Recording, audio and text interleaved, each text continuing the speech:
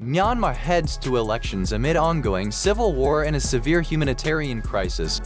On December 27, Reuters reported that Myanmar is preparing for national elections, while the country remains engulfed in a civil war that has devastated large swaths of its territory and created one of the continent's deepest humanitarian emergencies. The conflict traces back to the 2021 military coup that toppled the democratically elected government of Nobel laureate Aung San Suu Kyi, ushering in a period of repression, media censorship, and widespread violence. The junta's attempts to conceal the scale of the food crisis have involved pressuring researchers and aid workers to withhold data, while journalists face arrests and intimidation. According to United Nations figures, the nation receives only roughly a tenth of the aid it requires, with U.S. funding cuts further crippling relief efforts. An estimated 20 million out of a population of 51 million are in urgent need of assistance as hyperinflation and a collapsing currency drive half the populace below the poverty line.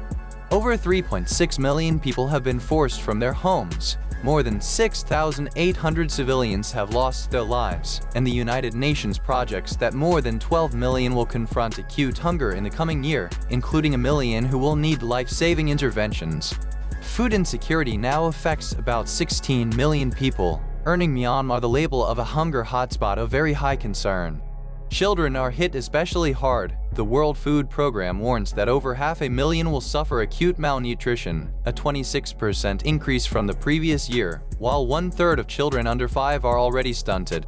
Economically, the country's once promising outlook has been eroded by war, repeated natural disasters, and chronic mismanagement. Still, the World Bank sees a tentative rebound, forecasting a 3% GDP expansion in the next fiscal year, buoyed by reconstruction after the March earthquake and targeted aid. Inflation, however, is expected to linger above 20%, and unreliable electricity supplies have pushed many communities to adopt solar power solutions. In a parallel development, Russia has deepened its relationship with the junta, signing an investment deal that could pave the way for Russian energy firms to operate in Myanmar.